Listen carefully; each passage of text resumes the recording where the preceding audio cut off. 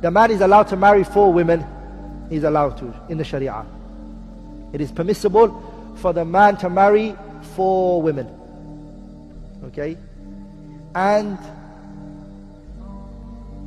as is common amongst many women, they believe he can only marry a second woman if there's a legal reason. No. There doesn't have to be a legal reason.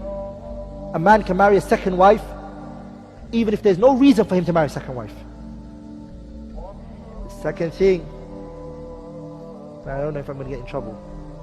The man doesn't have to inform his first wife if he wants to marry a second wife. There's no need, he doesn't have to.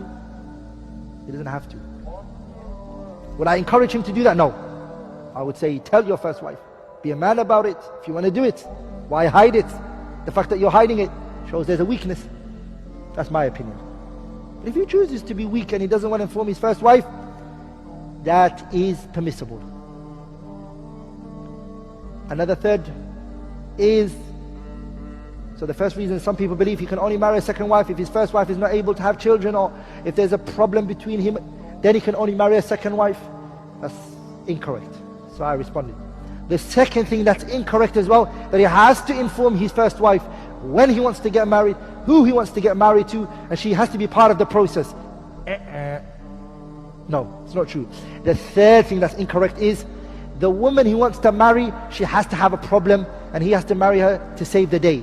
It's also incorrect.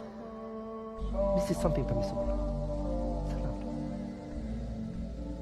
He can only not marry another wife if he doesn't have the ability.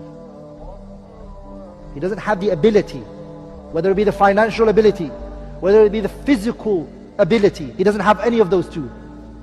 Either he doesn't have this or that. He's not allowed to marry another woman.